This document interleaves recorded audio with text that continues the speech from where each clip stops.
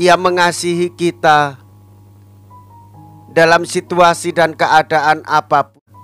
Datanglah kepadanya, mohon ampunan daripadanya, supaya kita mampu untuk melayani, untuk mewartakan, sekaligus membagikan sukacita damai.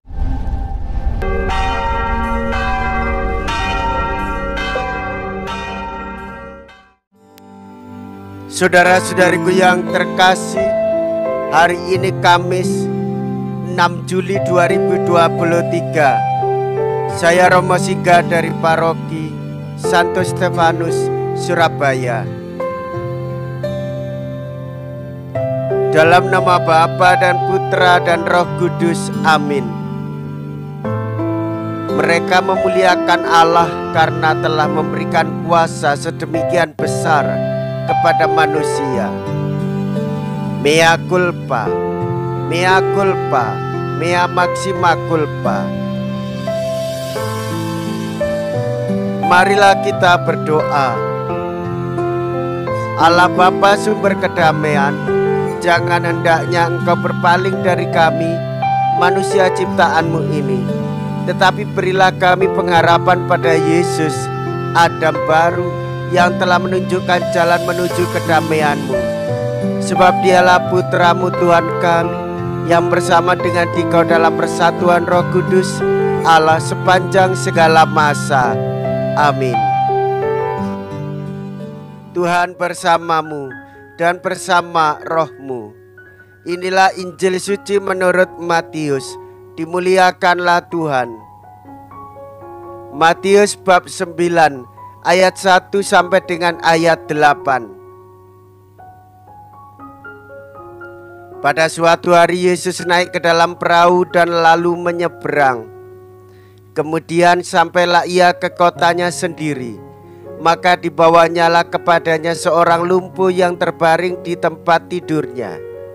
Ketika Yesus melihat iman mereka, berkatalah ia kepada si lumpuh, "Percayalah, anakku, dosamu sudah diampuni."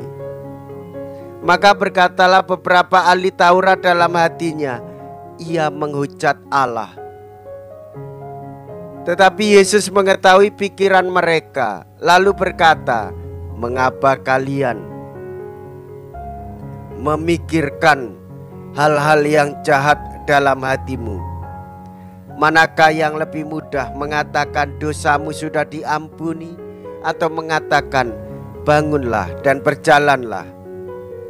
Tetapi supaya kalian tahu bahwa di dunia ini Anak Manusia berkuasa mengampuni dosa." Lalu berkatalah ia kepada si lumpuh, "Bangunlah, angkatlah tempat tidurmu, dan pulanglah ke rumahmu." Dan orang itu pun bangun lalu pulang.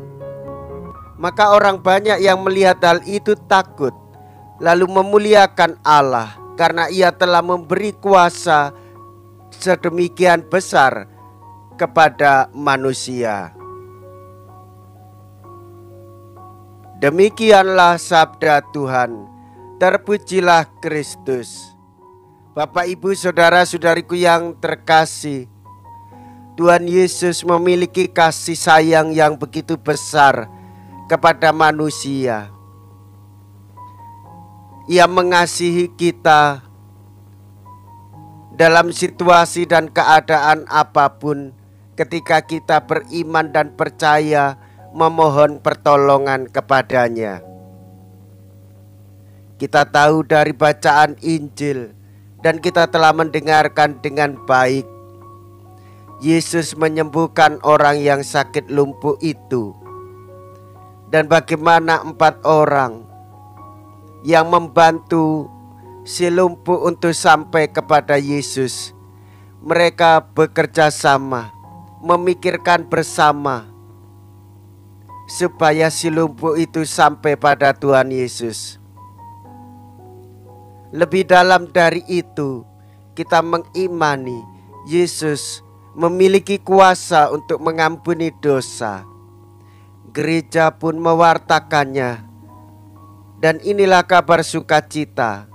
Datanglah kepadanya, mohon ampunan daripadanya, supaya kita mampu untuk melayani, untuk mewartakan, sekaligus membagikan sukacita damai, bahwa Tuhan Yesus memberikan pengampunan dan penyembuhan bagi orang yang mengharapkan kepadanya.